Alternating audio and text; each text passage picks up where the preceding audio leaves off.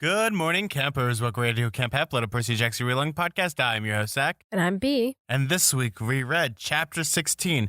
We meet the dragon with eternal bad breath. And oh no, all those dental hygienists out there are just like, no, this is terrible. Why don't you floss, you weird dragon person? Yeah, that sounds like every day at Taryn's job. When I think about the dentist, the first thing I always think about is they ask you, did you floss? Have you flossed yet? You should really floss. And I'm just like, Have you seen those comics? Like, God, I can't remember what they're called. I think they're called like Strange Planet or something, and they're all like little aliens kind of just describing things that humans do, but in like a weird way. No, I have not. And there's one about like dentists where it's like, do you force string? Seldom.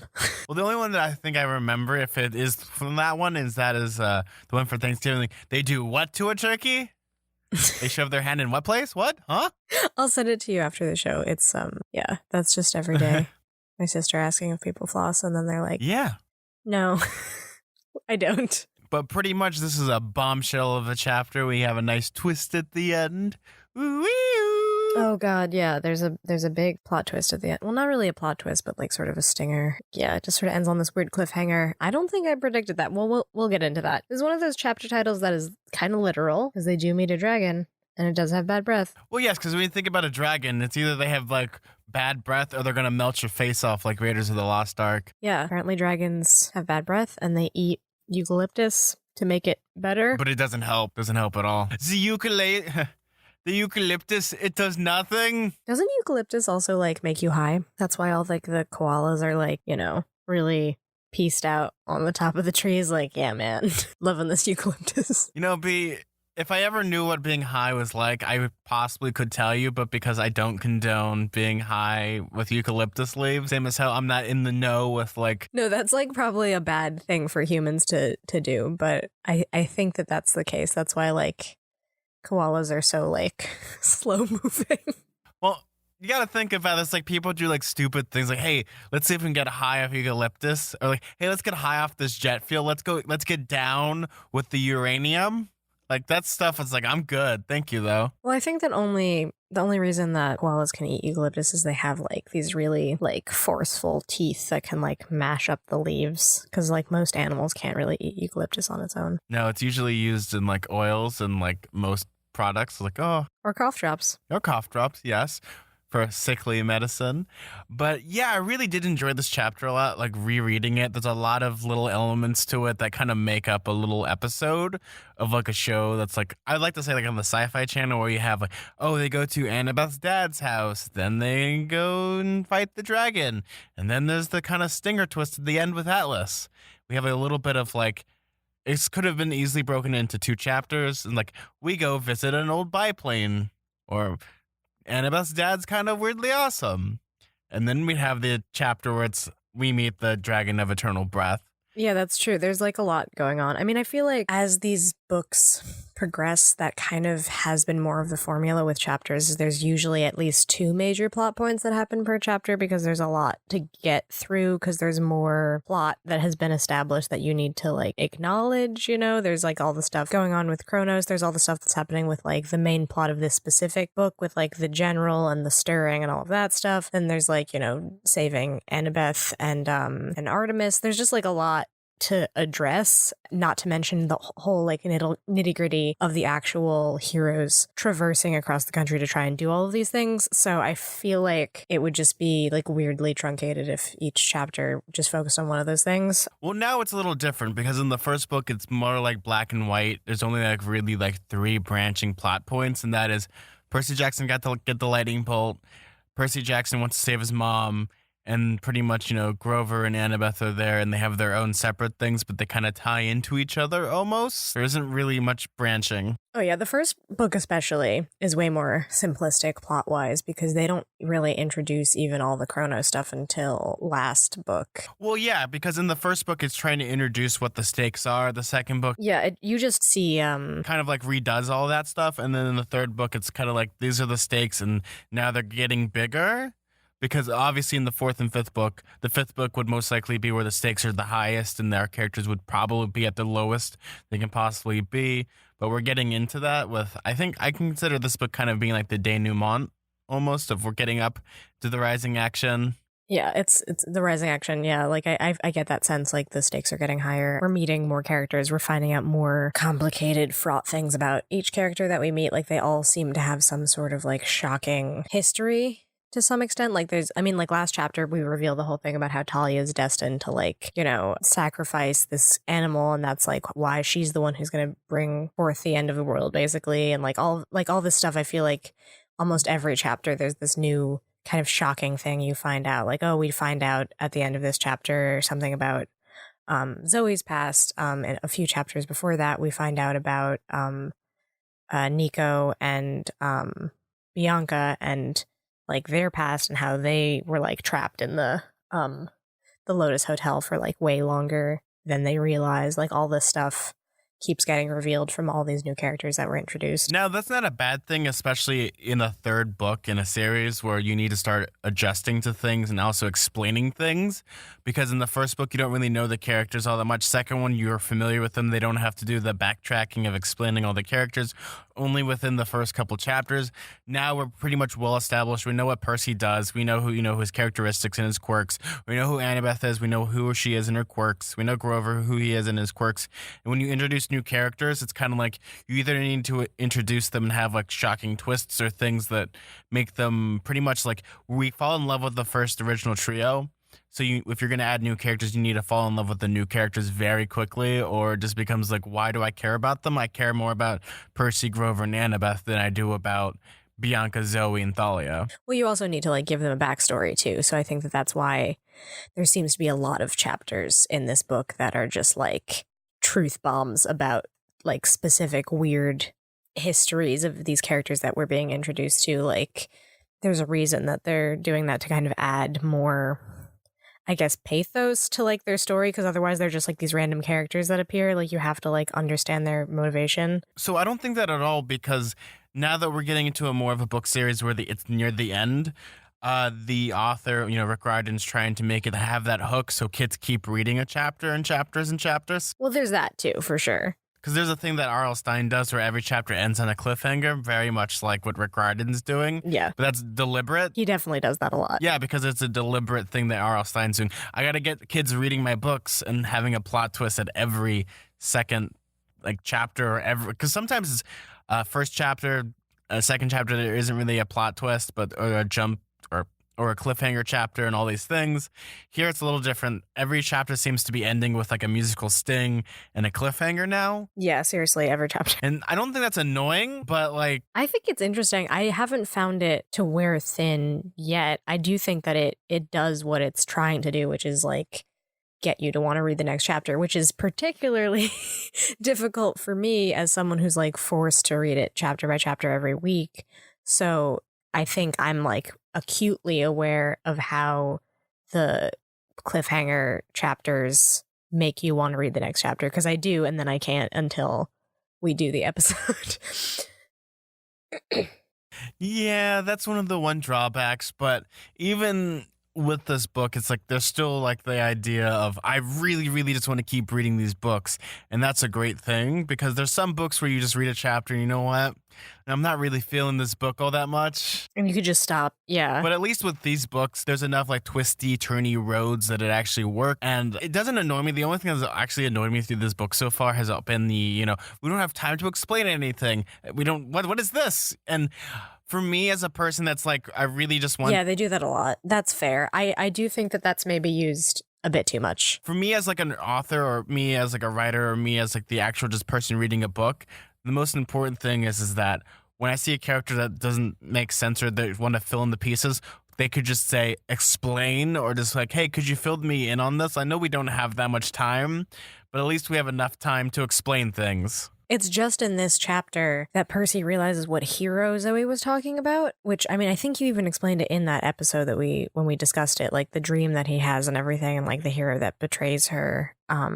Like she's like, oh, like every hero, all the hero that you want to be. And then like, he doesn't understand. And then just in this chapter, he actually doesn't hear from anybody. He just realizes that it's Hercules. But, I just kind of want him to ask more questions, because he is like, Percy's the character self-insert, like the, you're, as the reader, yeah, he's the audience. Yeah, you're like, oh, I'm Percy because I know the least of these circumstances and I'm asking all these questions internally. And he asks these questions kind of for the sake of the audience.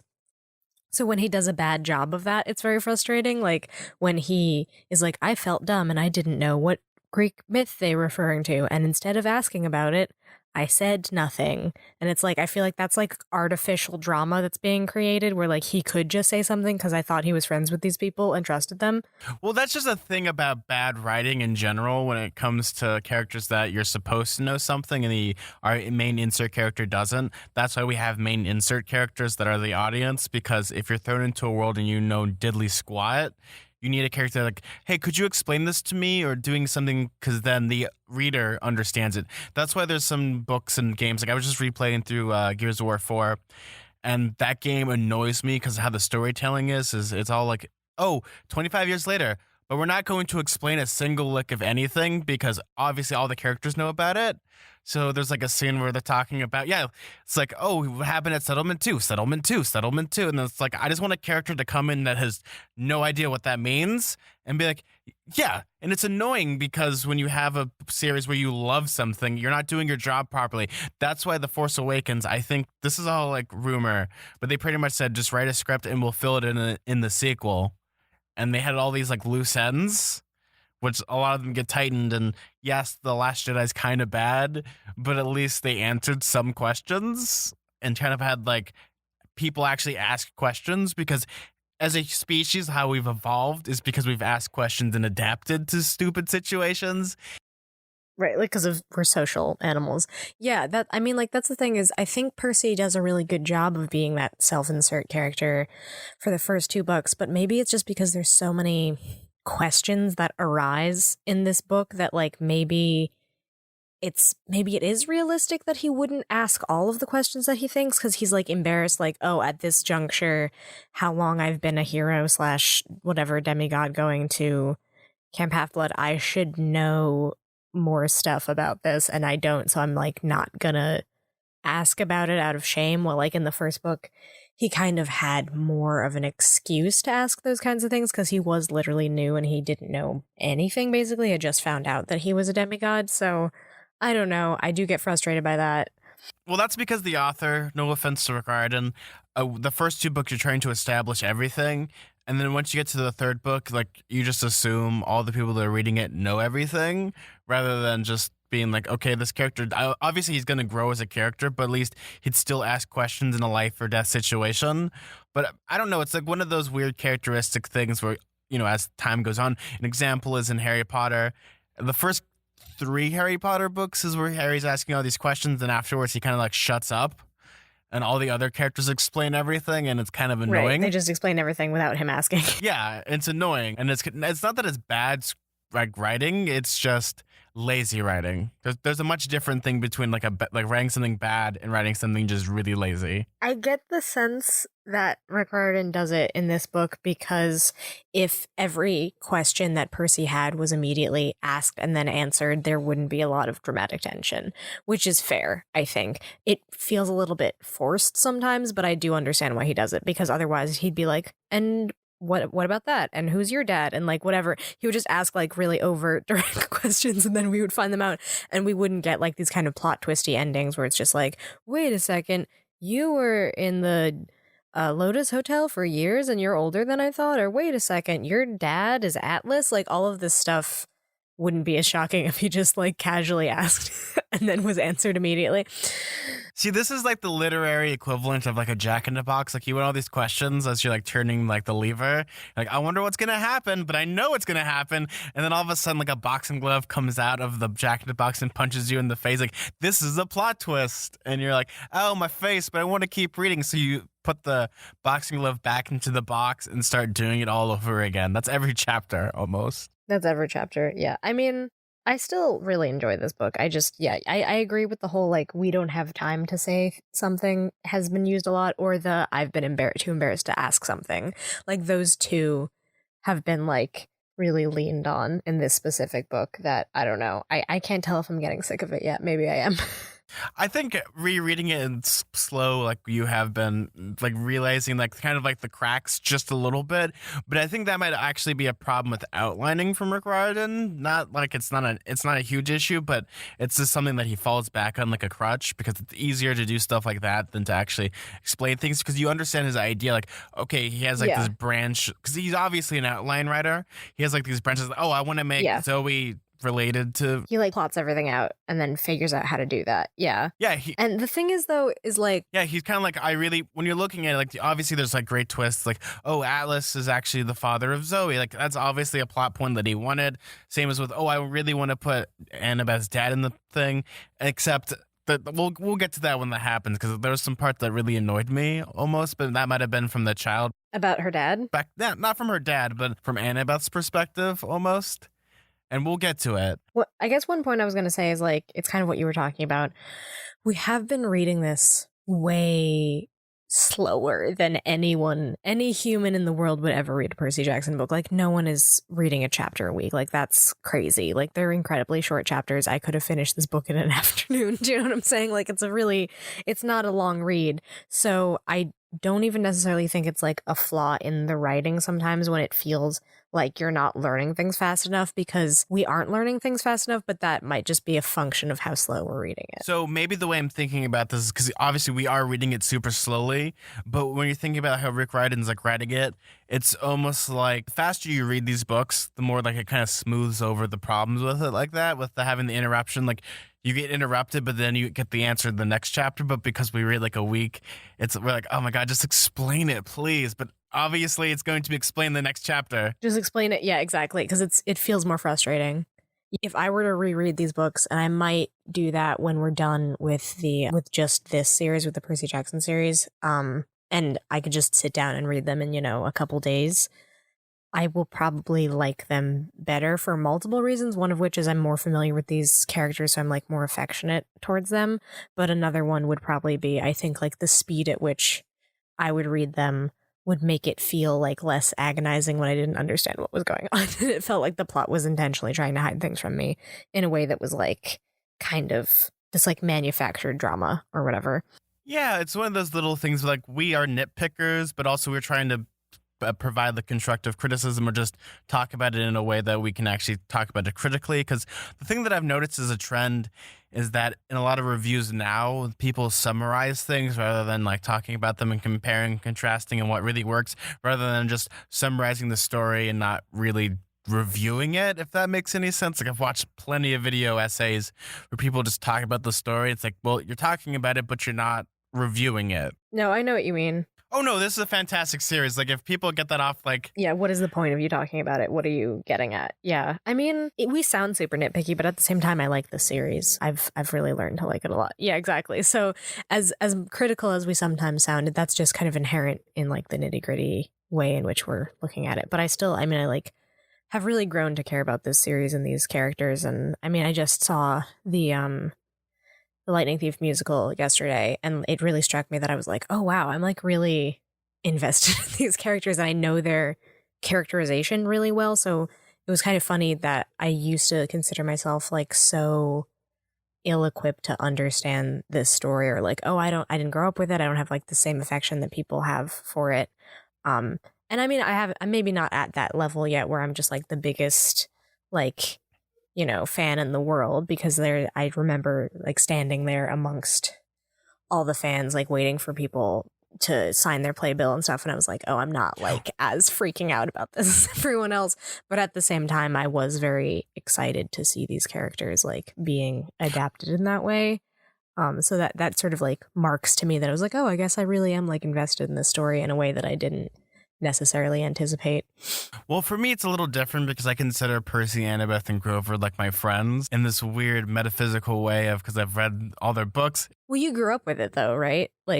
So that's like a different thing. Yeah, I grew up with it. So I'm looking at it more as they're my friends rather than I'm like reading characters in the book because I know them, I know their conflicts. It's the same as like our podcast. Like people like really think that we're their friends, and we are when they're listening to us. And it's the exact same thing. It's like you have this connection, this personal bond that you get through like a weird medium where you don't really have, direct contact, but you have indirect contact. And that's the cool charm about Percy Jackson and podcasting is they almost go hand in hand. If you have these adventures and you have all these jokes, but because you're all along with the ride, you understand it perfectly. And that's what kind of helps people. Or when like you have like the what would Jesus do, you always think of like what would Percy do type of situation. Like, oh, what did Percy Jackson do in this situation? That's the new thing. Not to be sacrilegious or anything, but yeah, I know what you're saying.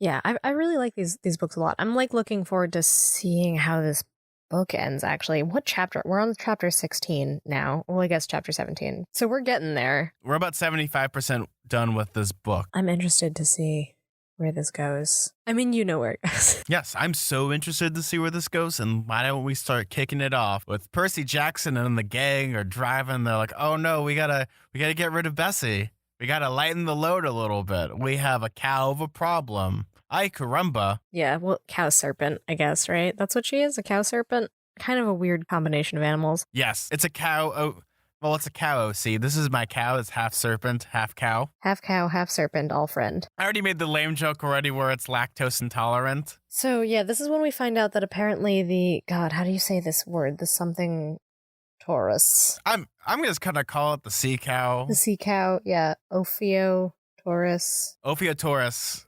Or Ophiotaurus. So it has like the power to appear in any body of water, I think. It's not totally made clear. They don't really explain it so much as say it as if we already know.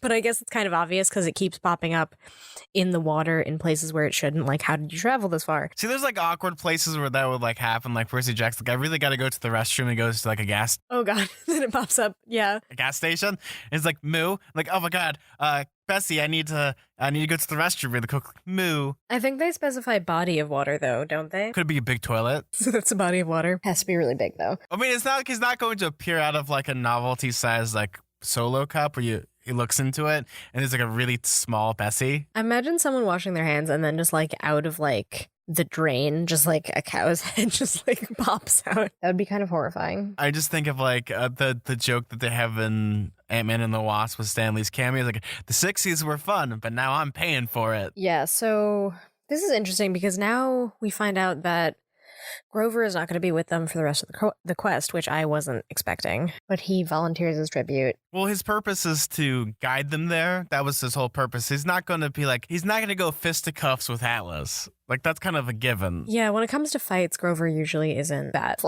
if we're being honest. He's the moral support and the comic relief, and he's there to be friends with the animals. Because if we look at the first book, he doesn't do much of the fighting. Like, his MacGuffin is his fake legs that save him. Like, he doesn't have to fight. He has a thing with the zebra in Las Vegas. So he's pretty much there to be the Mati. Right.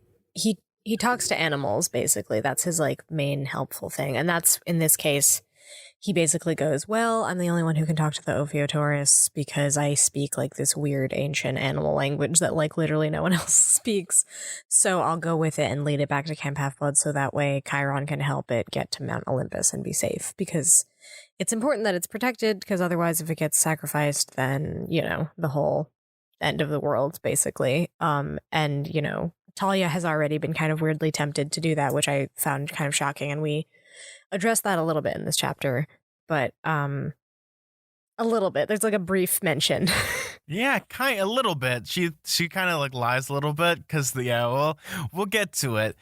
So what ends up happening is Grover kind of leaves with Bessie. He actually takes the gigantic creepy overcoat that Percy has with the Nemean lion. Oh, yeah, and he sacrifices it. So I thought that was interesting. Like, I forget exactly how sacrifices work or how gods work in this universe, because it's kind of weird to think like, oh, his dad is the god of the sea, and he can't just like ask for a favor, like, hey, protect my friends. He has to like sacrifice something in order for his dad to do him a favor, and it feels like, right, oh, we're operating under this different set of rules like, oh, he's a god, you have to make a sacrifice in order for him to do something for you, but he is your dad, so it's kind of like this very strange thing of like, here's this coat that's been protecting me in this dangerous quest, and I have to like give it up in order to get like a kind of really basic favor from a guy whose his whole thing is he like lords over the ocean. So like it wouldn't be that hard for him to protect Grover and the Ophiuchus. So like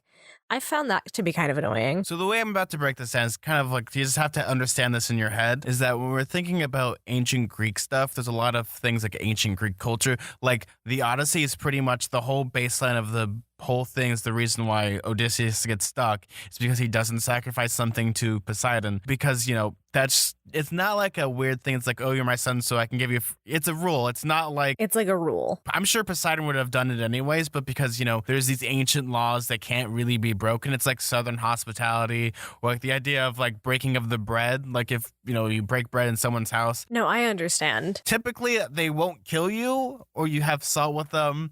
You know, that's what's supposed to happen. Or it's even the idea of like for the vampires, like they have to be invited in because in polite society, you're supposed to be asked to be invited into a person's house. No, yeah, I understand that. It's sort of like I have to remember that his parent, who happens to be a god, is first and foremost a god. And he's like controlled by this set of laws and rules that maybe is kind of beyond his control. And I don't exactly understand how that works. Like, does he decide that he needs a sacrifice, or like who is it that's making him need a sacrifice to do these things?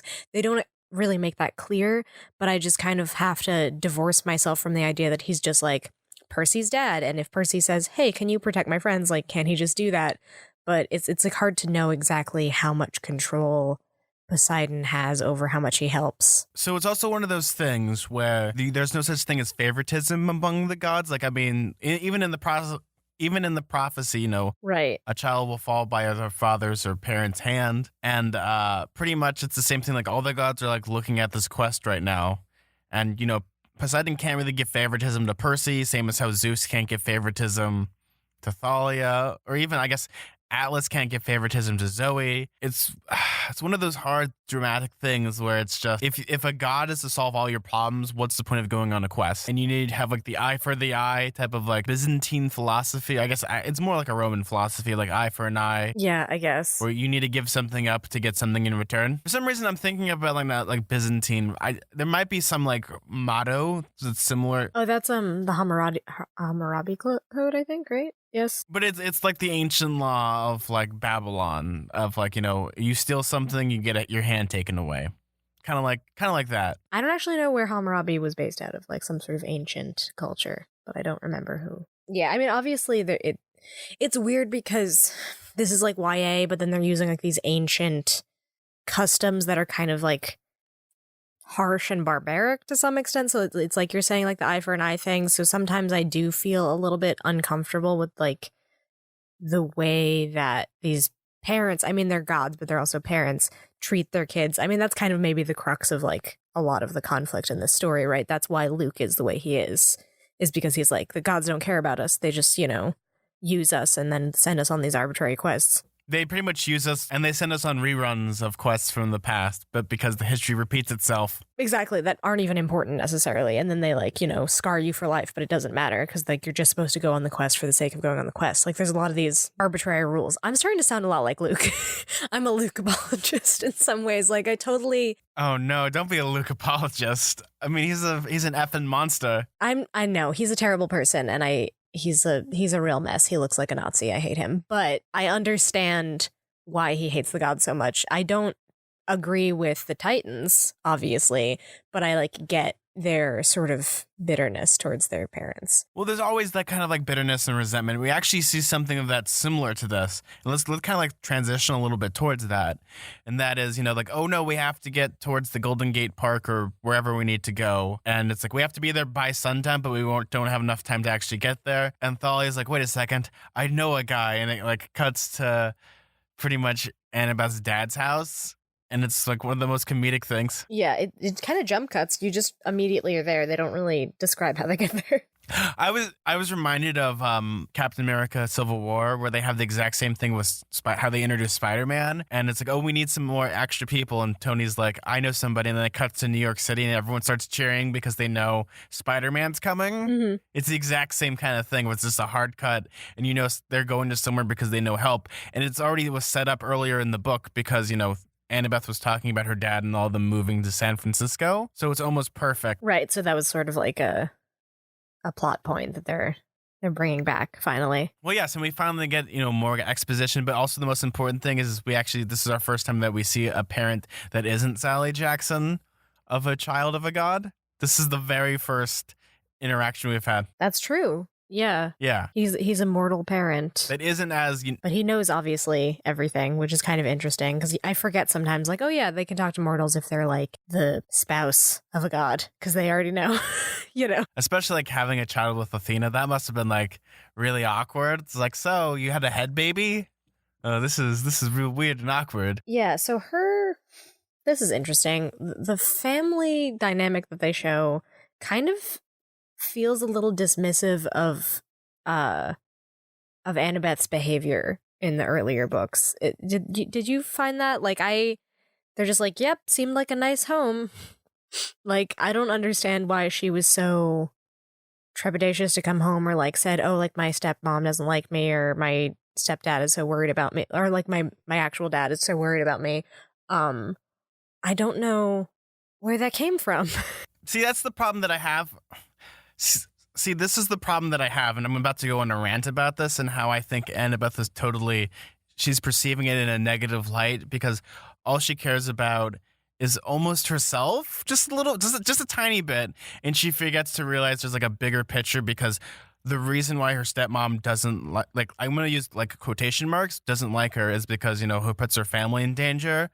But not really, because in the rules of the story, monsters can't really hurt mortals all that much. But because, they're coming in attacking, it's going to still have some danger. But also because I guess they had some type of falling out, but not really. And it's one of those things where you're looking at this, all the story that we're getting from Annabeth is from her perspective, not from her parents' perspective. And she is pretty young, I have to bear in mind. And also she's a teenager, and every teenager hates their parents. Don't look at me and say that you don't. But it's like one of those things where this is like where you're rebellious. Like the angst, yeah. Yeah, you have that angst. I mean, you love your parents, but also it's just like, oh, my parents are silly and stupid, and they're old, and they're not in the know with the vines and the with the vines. And they were demigods. Oh my god, they were demigods. And she's like afraid like her dad's going to embarrass her, like flossing and doing like Fortnite dances. Oh god, okay. But I totally like Annabeth's dad and her stepmom because they're like totally rational people that even Annabeth's stepmom is just like gives them the keys and they're just go on the adventure. I don't know. I kind of wish that Rick maybe wrote this a little bit like morally ambiguous. Like if they showed that like maybe the stepmom was still like adjusting to it and was kind of uptight about the whole demigod thing or something. Like, I don't know. They do. Well, no. So the scene that I think would have worked for this is that she's more overprotective of her children. Like, yeah, or something. Exactly. Because I took a note about this, and that's if they change the scene where they're playing with the robots with the kids, and like one of the kids kind of like bumps into the one, they kind of get into a fight, and she like breaks it up, and she doesn't like, she kind of gives like kind of like a speech about fighting or something about like one of them like cuts their hand or something like that, and she's just really overprotective. Like it justifies her character because these are her biological children and not Annabeth is not one of them. Like I understand. Yeah, I just felt like Rick like went out of his way to make this family seem perfect in a way that just kind of makes Annabeth seem like a spoiled brat for not liking them, because it's like, oh, and her brothers were there, and her dad who was so nice, and her stepmom who like wasn't as scary or mean as Annabeth made her out to be, and there were fresh baked chocolate chip cookies. Like, let me try to find the line that Percy says. Oh, I know exactly what you're talking about. When yeah, because the way she talks about them, she's like her own hype man when it comes to like talking about how much of like monsters they are. Though then you look at Percy and like Gabe like actually beat his wife. So there's like this weird justification where you assume it's the exact same thing with Annabeth's family, where Annabeth's dad is pretty much like an inhumane monster that doesn't really care and is like sucked into his work. He's not really like that. Yeah. No, it's not like that at all. Like even like the reason why they move is not because of like, oh, they want to be safer from New York. It's because, oh, I'm writing this new paper and I need these special planes and the person that owns them lives in California. Yeah, let me read this passage. We introduced ourselves a little uneasily, but Mrs. Chase seemed really nice. She asked if we were hungry. We admitted we were, and she told us she'd bring us some cookies and sandwiches and sodas. Dear Dr. Chase said, they came about Annabeth. I half expected Mrs. Chase to turn into a raving lunatic at the mention of her stepdaughter, but she just pursed her lips and looked concerned. All right, go on up to the study and I'll bring you some food.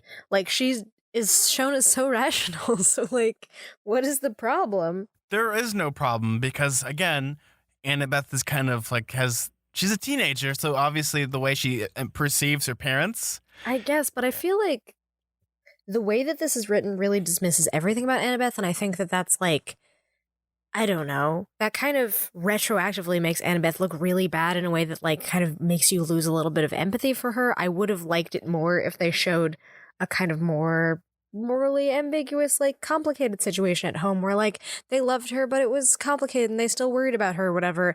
But for the most part, they're like really on board, like ride or die, like, yeah, take our car, go, drive, leave without us. Like they're totally that's chill. The most important thing about it is that they're rational. I think maybe Rick was trying to do that a little more, but maybe it just didn't come off correctly because the way they have it set up is they have like those little things like, oh, she pursed her lips. Or that with Annabeth's dad is that, she's like really, he's really into like the idea of like his work and is playing with models and being kind of cuckoo like for Cocoa Puffs almost and playing with toy soldiers. Oh, I love him. He's like so eccentric. Yeah, he's a little bit out there. And I love that like they get to his office and he's talking about this paper and then Zoe's like, oh, I was there. Yeah, even so. Because we had to see the War of the Men. Oh, right. I love that part. And it's like, oh yeah, the lines were farther back. And he's like, wait, excuse me, what? I was there. I saw it all. I was thinking of like Lord of the Rings with like Usador, cast it into the fire. No, I was there 2,000 years ago. Yeah, I love how he gets really excited about that. And then they're like, wait, okay, dude, your daughter is missing. Can we like talk about something more important than planes? So maybe that was also an intentional thing of showing that sometimes he gets wrapped up in his work and forgets about his daughter. So that was kind of subtly done, but I could kind of see what was happening there. That was kind of the point they were making about Annabeth's kind of not contentious relationship with her dad and stepmom, but like it's complicated. But again, it's like the way we're looking at this is from an outsider perspective. You would think that, there would be something a little off, but there really, really isn't. And that's the hard part. And I mean, I love Annabeth as a character, but like rereading this again, I kind of, if you look at just the subtle ways that Rick Riordan's describing things, it's not as bad as like, I kind of wish, her stepmom was more overprotective, or her dad was like really into his work. Like, oh, I just had this idea. And like, he starts like writing things down, but this is there. And I think Annabeth is just taking things out of proportion, or we're looking at this differently than what, Annabeth would perceive as bad. Because again, we're looking at this from an outsider's perspective. If we looked at from Percy's situation, it was bad, even from an outsider's perspective, where it's like, oh yeah, Gabe basically gambles all day and like beats his wife. Whereas the worst thing that happened, yeah. And then you look and compare to contrast to Annabeth's dad, and he's just like, he's wrapped up in his work and he plays with keys. No, he forgets where his keys are and he forgets like all these things, and it's not as bad as you would think. Yeah, and there's nothing really wrong with that, but it's also one of those things where you have to step back and kind of like look at this and be like, does Annabeth like really have like a problem, or is it just she just hates her parents because of, she really wishes that, Athena and her dad would just get together and they'd be a nice, happy family. Right, or something like that. Yeah, she has just weird child angst that's, not resolved. Who knows? Maybe things are just different when she's actually living there, because they are just seeing a snapshot of their lives. They're not seeing the full picture necessarily. But they do help them a lot. They like show up, give them great food. They have concern for Annabeth, but then they're like, okay, we understand that we're not supposed to go. And then like even he says like, oh, it's a place not for mortals. And even like the stepmom takes that really well. And then he's even like, here, we'll hop in my biplane and we'll have like World War I maneuvers, but there's only room for 2 people. Yeah. And they're like, it's okay. See, that's where you would have the moments of like the Han Solo where it's like, come on, kid, we're getting out of here. Let's blow this thing and go home. But you don't have any of that. You have he just throws them the keys and they like hop in the VW. I like to call it the Ted Bundy mobile because the way they describe it's the exact same make and model as Ted Bundy's Bug. It's kind of funny. Oh my God. That's kind of creepy. I don't know if that was intentional, but No, obviously not. But it's just that's where my head goes because the way to describe it is like, wait a second, this is the exact same make and model. But it's like, I guess it'd be more awkward if you saw Zac Efron. He's just like, oh, hi, everybody. It's me. it is me, a charming murderer. But luckily, they have like this nice little conversation and they end up leaving. But they're driving down the road. They had a feeling they should have been home yesterday, but they didn't. Because all of a sudden, Thalia has like her electric senses are tingling.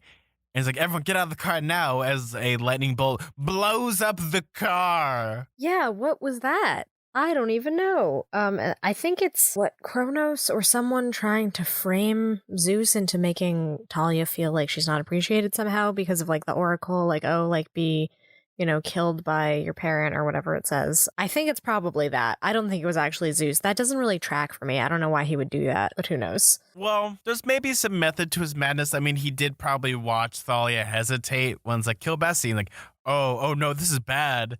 Oh no, what if she actually does it?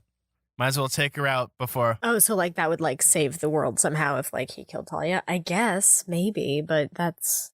Well, it's the same idea as the Terminator. You send the Terminator back to kill John Connor before he's even conceived, and you solve the whole problem. Yeah, I'm not sure. I don't think it was actually Zeus, though, but that could be revealed that it was actually Zeus. But that's what they explained. They explained that it was probably Kronos or someone trying to trick her. B, you know what that is, right? What? It was a bolt from the blue. Yeah, it literally was. I mean, well, actually, it was like a bolt from like the mist because it's like really misty where they're driving. Yes. So they end up getting out of the car because it's, exploded because they have a bad problem with things exploding that are vehicles. Like maybe you think that they should just get bikes and like ET it all the way there. Yeah, maybe. And they start to fly. Yeah, they start flying like Thalia's like... She's in the basket. And for some reason, like I'm thinking like Percy's riding the bike and that Thalia's in the basket with like the blanket over her head. For some reason, I feel like it would be Zoe with the blanket over her head. I don't know why. She's like the most alien-like in personality. Well, no, I just think it'd be so funny. And it's just like, oh my God, like they're getting to the cliff and Percy's like, Thalia, you have to ET it. And like, wait, what? Just believe. Just believe and we'll fly. And then we have the Amblin shot of them flying. I haven't seen E.T. in a long time. I would love to watch that movie again. Oh, I love E.T. E.T. is so great. Yeah, it's good. You got baby Drew Barrymore. You got a bunch of them playing D&D in the beginning of it. And then you have E.T. You have like a bunch of guns replaced by walkie-talkies. Oh, no, that's the worst thing that happened. I love that. It's such a funny, like, not George Lucas thing where it's just like, we're going to remove the walkie-talkies. We're going to remove the guns and put walkie-talkies so it makes less sense. Makes less sense. Let me threaten you with a walkie-talkie. Anyway. Oh my God, it's Reese's Pieces. I had some Reese's Pieces yesterday. They're pretty good. So what ends up happening is they run into the mist and they end up right next to the super spooky tree with the golden apples on it. Yeah, and Percy really wants an apple. But if you've seen the episode of Wishbone, they look really fake. Because I rewatched that episode recently because it's on YouTube. Of Wishbone. Wait, there's an episode of Wishbone? Yeah, it's the episode where they're doing Greek mythology, and they do one where they have the golden apples. That's so cute. So you have like this Jack Russell Terrier with like this gigantic fake golden apple. I love Wishbone. Can we just give a shout out to how great that freaking show was? I love that show. Oh, it's so great. And also they put him in like a little toga, a little dog-sized toga. Let's wag another tail on his little outfits in all the episodes. Oh, so cute. And his hats. I loved it. I'm just like imagining like Wishbone is like hanging out in his mansion. I mean, obviously that dog's way past dead. Shh, no, Zach, what are you talking about? It's still alive. I don't know what you're talking about. Wishbone's so badass that he willed himself to live forever. No, exactly. He's like just frozen. His head is frozen in a jar somewhere. Like, it's fine.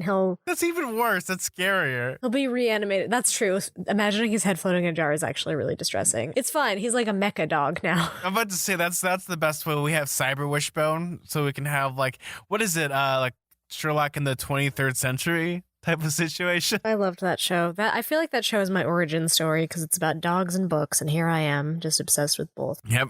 And this is not sponsored by Wishbone, but if it was, heck yeah. You mean it's not sponsored by Wishbone, the show from the 90s that hasn't been on the air in years? You know what's weird? I was about to tell you, B. I keep getting mysterious checks that are always dated in 92 or 93. And I can't use any of these. That's a Goosebumps book premise right there.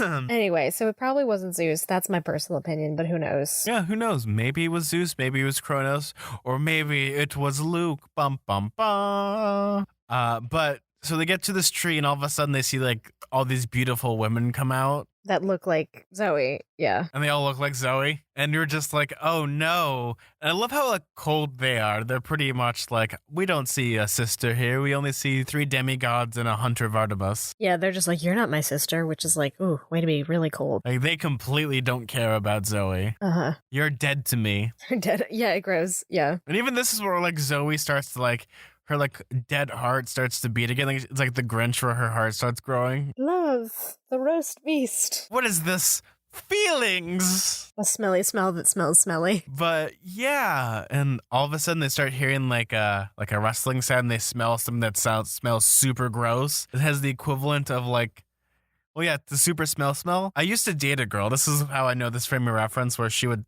pick a roadkill. Oh God. And she would bring it home. No. And she would throw it in her backyard to let it decompose. No. You were dating a serial killer. Bones. That's a serial killer thing to do.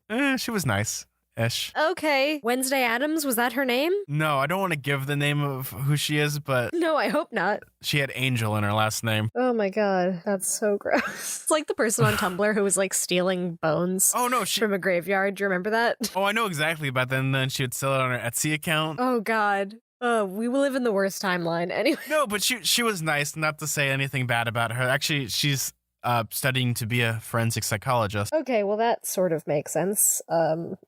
Little macabre. But still, she does have a human pelvis. Yikes. Okay. Well, and I just remember having conversations with her. She would check people out, but not checking them out ooh, this look nice, but damn, that person's got a nice set of bones. And I'm just like, oh no. Okay, so you did date Wednesday Addams, but anyway, so this smells like roadkill is what you're saying. This is your frame of reference. Well, this is my frame of reference is just imagine that, but a whole backyard filled with things decomposing.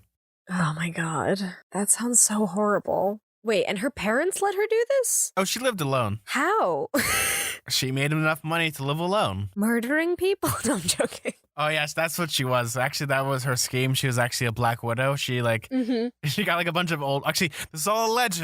This is completely alleged, and this is all a joke. She would, get a bunch of old people, wait for them to die, and just throw them in the backyard to decompose. Oh, God.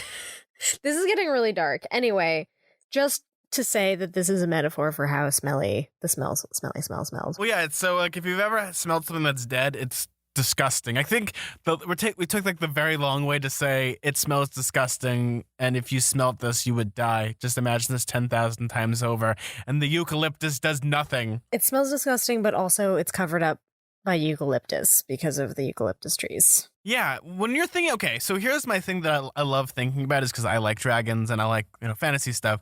How do you think the dragon looked? Do you think it looked like a traditional European dragon, or do you think it looked more like the Greek personification of a dragon? Well, more like Greek, yeah, and also more serpentine, because here, let me read the description of the dragon. Now, I don't know what you think of when I say dragon. Whatever it is, it's not scary enough.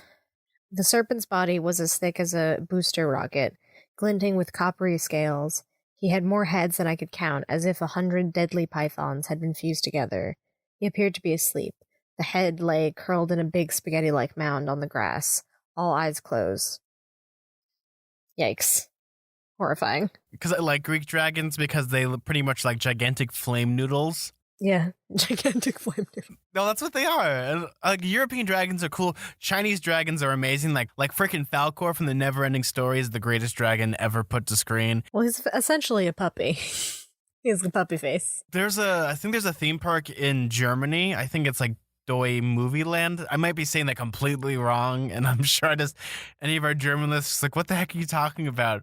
But they have like this gigantic photo op where you actually get to jump on Falkor. No, really? Yeah. Oh, I want to go there so bad. I've always wanted to ride Falkor. That looked fun. And I'm like, I really just want to like get on Falkor and just put my hands up and be in the never-ending story. Or B, don't you want to go in the photo op in the Swamp of Sadness? No, with Artax. Oh. Why do you gotta bring up Artax? You know that gets me. I love Artex. That's why you brought it up, because you're mean. Yeah, that's who I am, B. I'm just a mean person. Now I gotta think about that poor sad horse drowning in mud. Jesus Christ, why was that in a kid's movie? They just bring like a white horse, and every day they just like, we're gonna put it in the Swamp of Sadness. He's fine. He didn't drown. It's fine. Let's move on. Let's not think about it. Artax is fine, and Wishbone is still alive, and I'm just a kid from the 90s who doesn't want to believe in death. But what are you talking about?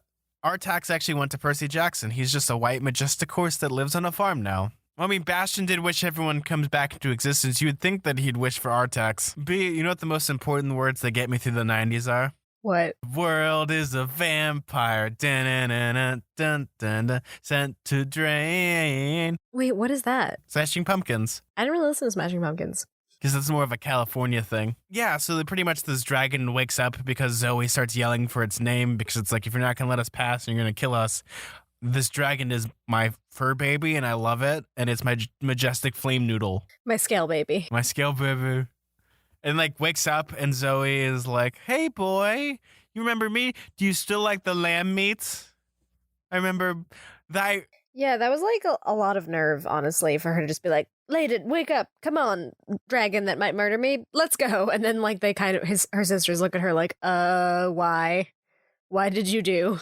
All they hear is clank, clank, and what's that? Oh, that's the pear on Zoe that she has for waking up this dragon and hoping that it kills the people. It's like, oh my god, it's brass. Yeah, seriously. But she does it, and what do you think happens? A, the dragon helps her. B, it almost eats her. Or C, everyone runs away. And it's like, this is stupid, but we need to keep going forward. Well, everyone runs away, but it does almost eat her. Well, yes. For a second, it's like, wait a second, I know you. But then it's like, nope, sorry. Been too long. Gonna eat you now. Well, that's like every whimsical shot of Jurassic Park, where it's like, no, the dragons understand me. Yeah, basically, where you think they're connecting to the dinosaur, and you're like, yes, they've made an emotional moment here. And then it's like, no, it's gonna eat you. It's just a freaking dinosaur. Come on. Get it together. Even though I like dinosaurs, like I understand they're going to eat my face off because that's just who they are. That just reminds me of the part in Jurassic World Fallen Kingdom, the stupid scene where the Indominus raptor, oh my god, Indoraptor, I just remembered it, like winks at the audience. You remember this, B? I maybe blocked it out. I don't know. A lot happened in that bad movie. That's the part where like Buffalo Bill's trying to like take its teeth out. Oh god, yeah. Okay, it does wink at it does wink at the audience. I forgot about that. I remember now. Oh my god, it totally winks. Why? It's so terrible. Why did they keep that in? That should have been on the cutting room floor. Just imagine the person in the meeting. So we want to have like to the animator, we want it to wink, and he's just like, oh yeah. Why? Because we want you to. But that's not, I'm thinking about like the Indoraptor, kind of like that like type of style for the dragon. Just to bring it back. Just bring it back full circle. So they end up like running to a mountain. Yeah. And they're almost home clear when they notice. It's like, oh yeah, Zoe is like, oh yeah, this is where Atlas is supposed to be. Oh no, he's not there. That's not where he is. They talk about how San Francisco, or pretty much the West Coast, would be the equivalent of where the Titans set up shop originally during the First War. Yeah, it moved from where the ruins used to be, basically, and now it's there. Yes. Same as with like Mount Olympus is in New York. It's kind of convenient that this all takes place on the West Coast because apparently you're all fine and dandy, B, but where I'm at is pretty much like a gigantic like truck U. No, it's a nightmare. Like this is why you don't want to come visit me is because of all these terrible things. Like, well, we have the underworld and we have like Titan HQ. Yeah, we have Mount Olympus and Camp Half-Blood. We're very safe. Oh, thanks, B. I have the underworld and pretty much... And a giant dragon. And Atlas. And Tommy Wiseau. The scariest monster of all. I feel like if you did try to kill Tommy Wiseau, he would burst into a cloud of dust and then reappear somewhere. No, he wouldn't turn into a cloud of dust. It actually turns out like he bleeds ichor, like the golden god blood. It's like, oh god. Yeah, exactly. Yeah, so shock of all shocks, it turns out that Artemis is there and she's holding up the sky and she looks at everyone and she's like, It's a trap. Which, duh. I mean, so I kind of guessed the Atlas thing, just based on Greek myths. It's kind of obvious, like, oh, they're holding up the world or whatever. So that's what she's been tricked into doing, because first it was Annabeth who was tricked into holding it because of Luke, and then Artemis shows up and tries to help her, and then that's how she gets into the situation. And even though that she's a god, she can't even hold up the sky. Because that's not her punishment. The punishment has to go to Atlas because it's, the crime fits the punishment. It's Prometheus is the one that brought fire to the people. Atlas is the one that tried to bring a rebellion to the gods. I guess the punishment of all punishments, which is, holding up the sky and the heavens. So if they ever crash, we blame Atlas. Or it's like a really thick book can also help. So yeah, this is kind of leading up to the big plot twist at the end. Yes, and what is that plot twist? Actually, before we get to the huge plot twist, we are introduced to Atlas, and we're introduced to Luke again, and this is the first interaction that Luke and Thalia have had. Oh yeah, since a long time. Yes, and good Luke looks terrible. Like, he looks like a mess. Like, it's been 3 days and he looks even more terrible. Like, what happened? Did he just do like a whole bunch of like funny juice and funny cigarettes? I've been watching Search Party. Have you seen that? No, I haven't. It's basically sort of like a if you've ever seen like How to Get Away with Murder, it's like that, but with annoying hipsters in their late 20s. And there's this one character played by John Early who's just like this very compulsively lying kind of pretentious dude. And he starts to get really stressed about this like murder that he's covering up. So he gets like this horrible rash and his hair starts to fall out and everyone's like looking at him like he's insane. He like shows up at his publisher's house with like the horrible rash and like a weird shawl on and his hair is falling out and he looks insane. That's kind of what I'm imagining Luke looks like. B, have you ever watched The Terror? No, I don't think so. Okay, it's based off a book, but it's also based off a real event where these two boats, this is going to sound really funny. I'm going to just go through really quickly. There was there was the ship The Terror and the Tartarus. And they're like, oh, we're going to make an Arctic expedition. We have these new ships and we're going to try to find like a new passageway. And they get stuck in the ice for about 3 years. 3 years. Yeesh. Yeah, I didn't stutter. 3 years. And the whole crew, they all start dying because they all get botulism. Oh, no. Because that's almost worse than dying in it. The canning company they used was making everything super cheap. So this was a doomed... I'm thinking of that. I'm thinking Luke just has like botulism and looks terrible because he's a terrible person. And also because he's been on a boat like eating God knows what. Yeah, pretty much. That's what I'm thinking about. Like he's like... He has scurvy. Yeah, he's got scurvy. I'm thinking of like Candy Beard from Codenamed Kid Next Door. I've had nothing but candy. Luke is looking a mess, is what we're trying to say. He looks real janky. And Thalia's just like, I hate you, but like Luke's just like, come join us, search your feelings, you know it to be true. Yeah, basically, come to the dark side. That whole spiel. Yeah, no, I am your father. Yeah. Oh my god, that happens in this chapter too. Well, it does. It's very Empire Strikes Back where all these things are happening all at once. And there's like plot points and elements where, look, it's like it's a trap for one. They're trying to pull people to the dark side and there's like an evil dad character. Yeah. I mean, it's all there. And also the effing Emperor is there. Look, he's in a gigantic golden sarcophagus because Kronos is also there. Yep. Everything is just terrible. This is what I would call it the low point, is that they're about to have to fight these people and they have to fight Atlas and Luke and all these things. But oh yeah, and Annabeth is there too, and she's like handcuffs on and she can't, and her mouth is bound so she can't even say anything. So, and her eyes are just screaming run, basically. Percy isn't going to do that because he came all this way to protect Annabeth. And it ends on the bombshell announcement that Atlas is actually Zoe's dad. Dun dun dun, which I guess I could have guessed, but I didn't for some reason. I mean, I knew that obviously it was Atlas who held up the sky, and then that's who they tricked to do it. So I was like, oh, where's Atlas? I just didn't really think, oh yeah, Atlas is a bad guy. That's why he was holding up the sky to begin with. That was like a punishment. It didn't like click with me. Well, as long as it's not the one, I always forget his name, the one where he's changed the rock and the raven eats his liver and it grows back. Oh yeah, I forgot that one.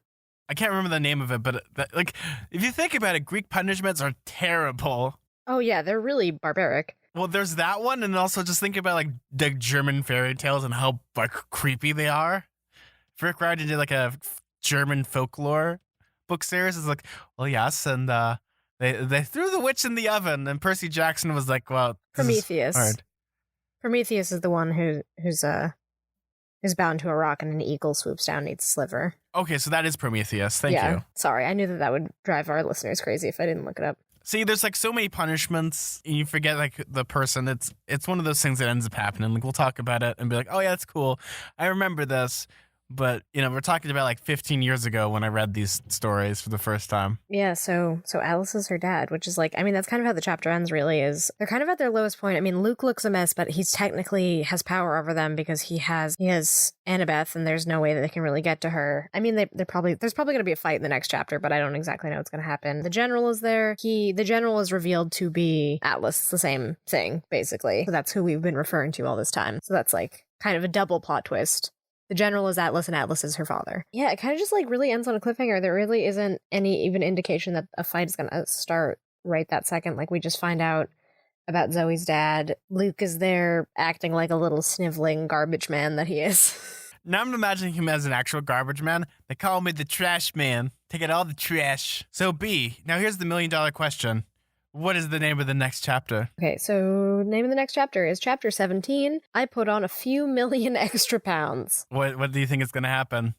Okay, I know what this is. I think that Percy is going to try to lift this guy. He's going to swoop in and try to help Artemis. Oh no, so you're telling me Percy Jackson's going to hold up the heavens? Yeah, I think that must be what it means, because I gave you extra £1 million. Yeah, that must be what it is. So he does that in order for maybe Artemis to fight Atlas and Luke or something, so that they need to free her, or I don't exactly know. Because you know what happens if Percy Jackson accidentally slips, right? Yeah, everyone dies. He literally has the world on his shoulders. Yeah, I feel like I could easily see this turning into like friendship brought us together kind of thing, because wait, what's the end of the Oracle again? Something about how they need everyone to do it. They have to work together.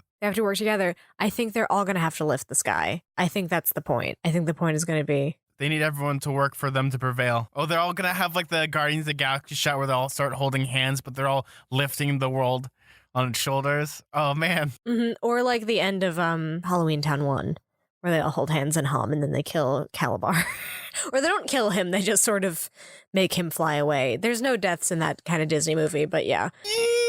Not really, but when you say like kill Calabar, I was thinking about like 16 quotation marks around the word kill. Yeah, they like banish him somewhere in a portal or something. I don't exactly understand what happened, but you know what I mean. Everyone works together. So that's what I think the Oracle was trying to say. Well, that's going to be our next podcast is going to be a Halloween Town podcast where we talk about the whole social structure. And Yep. Yeah. I would love to do like a Halloween movie podcast, but not a scary movie podcast, mind you, a Halloween movie podcast. You just talk about all the Halloween movies that aren't scary. Yeah.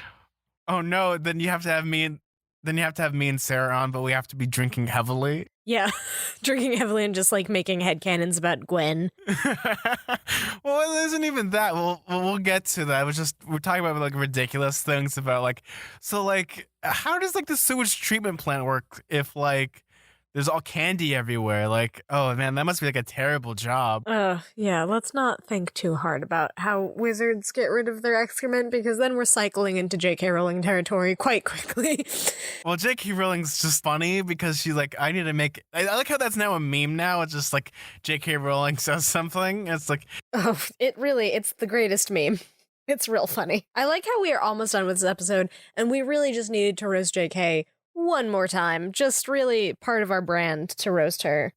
As we look at like Rick Riordan, he's like sitting on like a giant throne drinking out of like a golden chalice. So that's what you think is going to happen next chapter, is Percy Jackson's going to lift up the heavens and everyone's going to have a cool kick-ass fight scene? I think so. I also think that they're going to help him hold it, because I think that that's like part of like the Oracle, that they have to work together. It'll also be like a lesson about them seeing past their differences. I don't know. That's my guess. Oh, so there's gonna be the moment where Zoe and Percy have to like help it. Like she's like, "Help me," and she's like, "I have to help a man."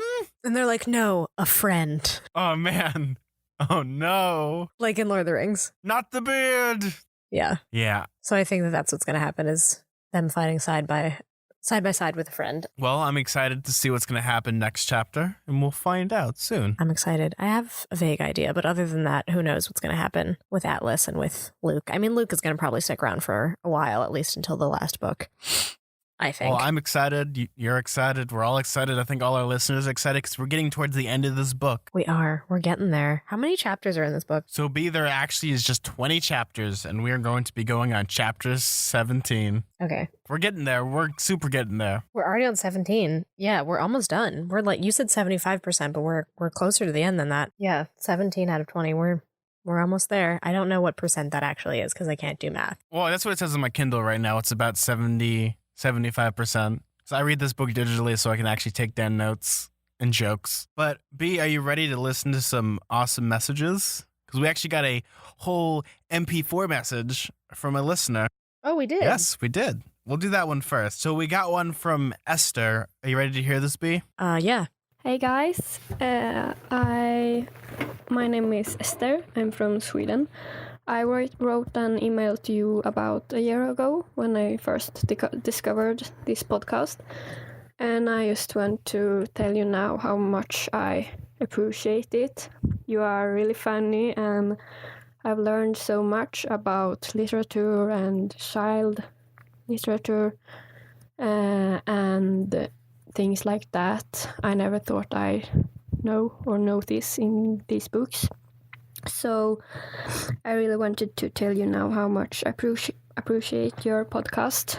It's keeping me company every morning when I'm going to school. And I also wanted to tell you that the last episode you got an email from Sweden or something like that, and you tried to say goodbye in Swedish, and it was really hilarious because you was not that close, but it was a very good try. So I'm just gonna say goodbye in Swedish so you can get something to compare with. So keep staying mortal. Hej då. Oh, so it's Haydor. Okay. Okay, so that's goodbye in Swedish. Thank you. What a nice message. Thank you for that. I really appreciate that you listen. I love when we get like audio messages because it's so interesting to hear actual people's voices rather than... Yeah, it is. It's very cool. Because it's fun to do like when it comes to like reading emails, like you can't read tone. So like, sometimes we might say something that might sound really snarky, but they're just trying to be heartfelt. And we're like, oh. They're just trying to be, they're like, you didn't do that so So that was really funny, actually. Yeah, I doubt that. I didn't have an idea that we got the pronunciation all that great, but thank you for sending that message. You guys have to listen to our voice all the time, so it's a nice change of pace for us to listen to your voice. It's also cool to like hear your accent and to hear like this person from Sweden who listens to our show, which is crazy because I've never even been to Sweden and you're out there listening to it, so that's really cool. Yeah, and I'm so excited because when it comes to like people connecting throughout our podcast and throughout the world, we just have like a crazy amount of people from different places where I've never even thought about going to, but I'm like, maybe that would be a cool place to go to now. Until we get the one person like, oh yeah, I listen from Mars. And like, wait, how are you listening from Mars? Click. There's someone on like the International Space Station listening to our podcast. That would be amazing. Oh man. We need to wait for Percy Jackson fans to grow up to be capable enough to be astronauts. Well, when that happens, that means I get to retire early and be like, Yep, I'm good now. Someone's listening from space. That's the goal. Oh no.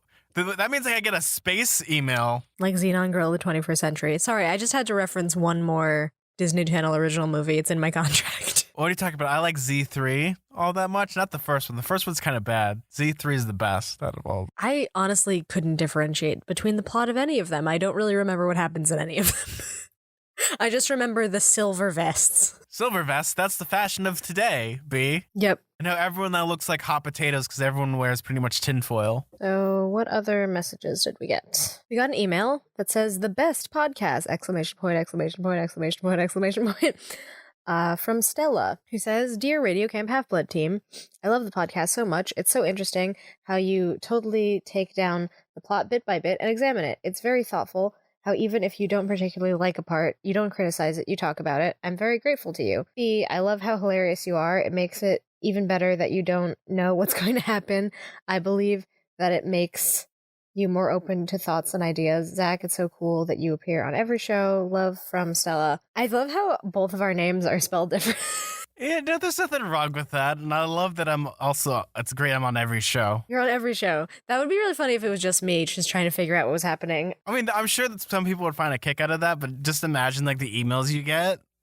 Oh no. Yeah, I would not understand anything that's happened. Also, yeah, you need to field the emails because otherwise I would just get spoiled every day of my life. Thank you, Stella. I'm glad you find me hilarious. I hope I'm funny. I hope it makes up for my lack of competency in this series. Oh, thank you so much. We really appreciate it. So now I have a really great email and I have the best joke. Are you ready? It says, "Hey, it's me again."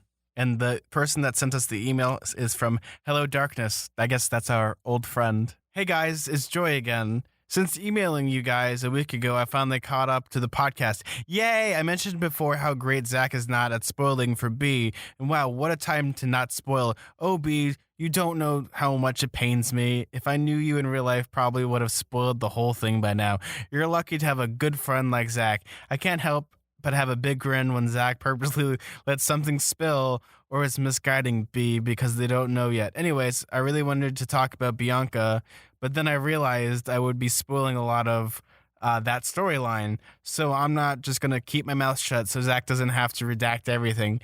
Hope you guys have a great day." Have a great day. Yeah, okay, so you do redact a lot of emails. Like, you'll send me an email, it'll just be blacked out. So I'm glad you didn't just go into spoiler territory because, yeah, not allowed to know anything. I ran into a listener at the musical and we were talking about how I have to I have to read just one chapter a week. And I was like, yeah, honestly, I'm not allowed to read ahead. Like, I don't know what happens at all. It's like, it's true. I really am completely kept in the dark. So, and Zack goes to great lengths to keep me in the dark. Please ignore the man behind the curtain. Pay no regards. Yeah, it's one of those great things that I love doing is trying to be a misdirection, but also try to make things entertaining because B has a lot of content that, this is the first time they're talking about it. And me, I'm trying to find new aspects from out of the rose tinted glasses because I could easily say this is great, but being like critical and like really coming up with ideas and thoughts and feelings about the books that aren't just, criticizing is one of the hard things for a reviewer because you could easily say it's bad, but I'd rather be like, okay, but why is it bad? Why does it not work for us? Like, I like when people articulate things. Like I said, I think earlier in this review, we were talking about how, there's a difference between reviewing and summarizing, and we like reviewing more than summarizing. Yeah, hopefully. I mean, we do a lot of summarizing just to kind of keep the chapter clear in our minds. Like, oh, okay, what did happen in this chapter? But I try to be critical but not in a mean way. Like, you're just fairly critical, I guess. Well, you can be critical in a mean way, but as long as you're backing it up with hard facts, then it's acceptable. Yeah, I guess. If you don't have any hard facts and things that aren't like, okay, this works, but this sucks, but is there anything you liked? Oh, no, then it's not really criticism. It's more like bashing. Yeah, exactly. If you have no basis or you refuse to give basis for your criticism. We got an email from Amelia who says, "I'm in 5th grade, and when my teacher says that we can listen to whatever we want during writing class, everyone else pulls up some music, but I pull up your podcast. I was wondering what your favorite movies are. My favorite movie is Harry Potter and the Deathly Hallows Part 2. If you could pick your favorite Greek god, who would it be? Remember, Zeus is always watching. Zack, which Percy Jackson book is your favorite? Sorry about the long email." Honestly, it's not a very long email compared to a lot that we get. Wishing you well from Indiana, Amelia. That's really nice that you listen to our podcast in class. That's really cute. Yeah. I mean, I never really listened to podcasts in class. Like, it was funny. I got in trouble for reading Harry Potter in class because I wasn't doing schoolwork. I wasn't into podcasts until I was in college, really. So, see, I was into podcasts when I was like 13, but I was listening to like video game podcasts for like Team Fortress 2 and Counter-Strike. So it was a little different because I just wanted to hear about the game because I get so fanatical about something. Yeah, what is your favorite movie? Ooh, that's hard because for me it's based off categories, and I don't really have like I can rewatch movies, but not be my favorite movie. I think if I want to make it easier on myself, like some of the movies I think have some of the best like screenplays because I like to look at format. Obviously, Back to the Future, Indiana Jones. What other ones that I really like? I really like Planes, Trains, and Automobiles. I really like comedies. I even like Blazing Saddles. Yeah, I love that movie. That also is literally just us. Like, you're definitely John Candy and I'm definitely Steve Martin. Steve Martin. Yeah, that's like totally our dynamic. Like, and then there's movies like I really enjoy, like Mel Brooks movies. Like, I really love Young Frankenstein and like Blazing Saddles. Like, those are some of the best comedies. Oh yeah, those are good ones. Yeah. What about you, B? Because I could like talk about movies. Like, how like I'm like kind of like the movie dude, so I can like just talk about movies all day. I feel like my movie preferences tend to be really sentimental. I really love To Kill a Mockingbird. I really love the Toy Story trilogy a lot. And I really love Pan's Labyrinth. Those are like my top ones, I think. I also like, I guess, like indie movies too, like Eternal Sunshine of the Spotless Mind and Away We Go and Garden State, stuff like that. Oh, I guess the other one I would mention is I love Labyrinth. Oh yeah, that's a good one too. Not Pan's Labyrinth, not to confuse the two. I like both of them. I like Pan's Labyrinth better. I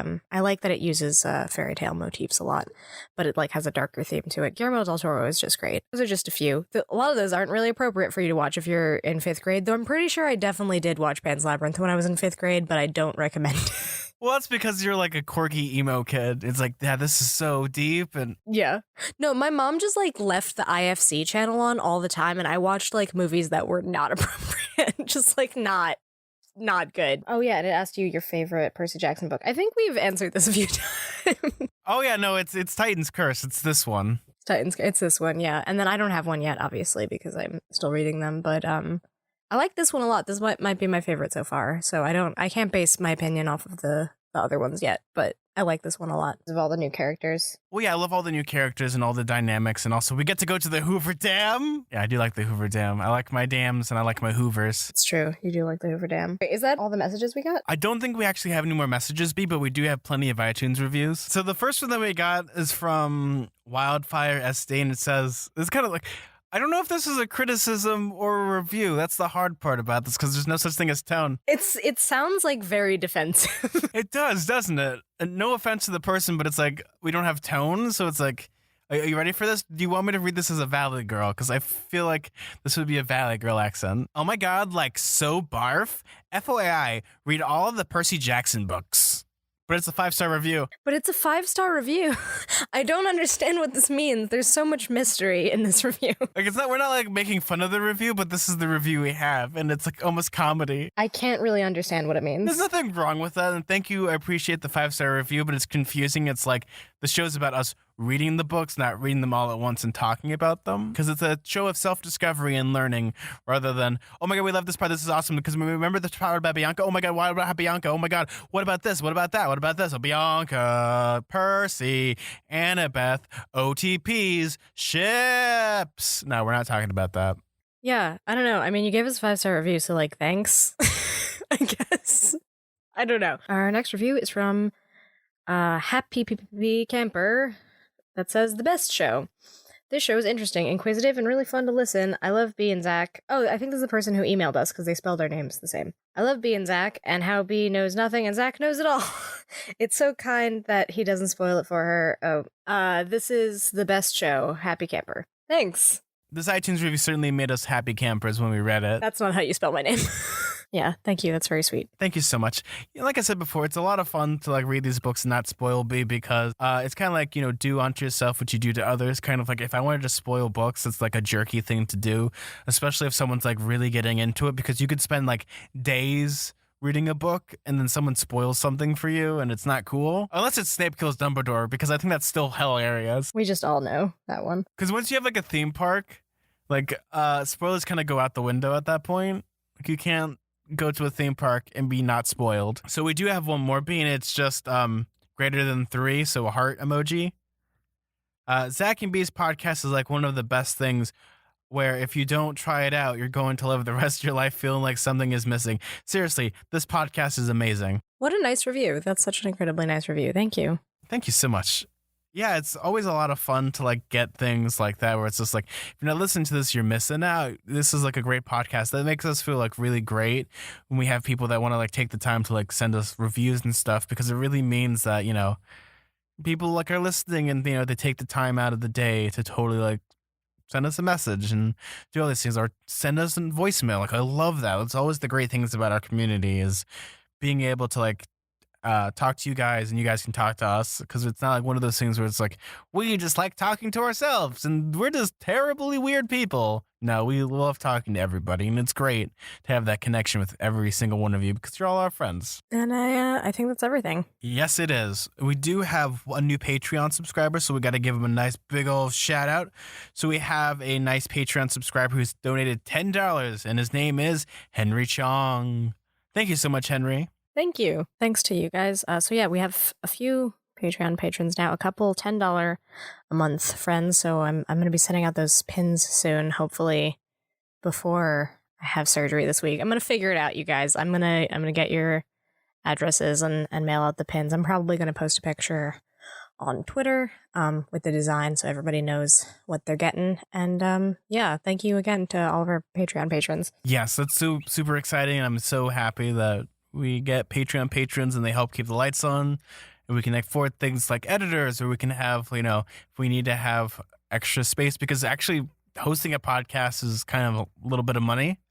Like, it isn't like a free thing. To keep all our episodes up does cost a little bit of money. So being able to have that is a really great, not moral support, but it makes sure that, we can not have to worry about finances for the month for our show. Or even if like our podcast microphones go out, we actually can hopefully buy new things if things need to be fixed. So we can always have a show every week. So I kind of wraps up the show. B, where can they find you? You can find me on Twitter and Instagram at bkellygorman, and you can find me on Tumblr at twinpoetry.tumblr.com. And if you want to find me, you can find me on Twitter at Suda41. That's SUDA41. If you want to email our show and send us any more amazing messages, you can email us at radiocamphalfblood@gmail.com. If you want to buy one of our shirts, you can buy one of our shirts at TeePublic. Just type in Radio Camp Half-Blood. They've been having for a couple of weeks now about 30% off, so you should still be able to get our shirts about 30% off. And all that money, once again, goes back to the show. We also have a Patreon/Radio Camp Half-Blood. And if you donate some money, you get exclusive things like pins and bonus episodes and requests and Q&As. It's actually kind of cool. We're like really working on it right now.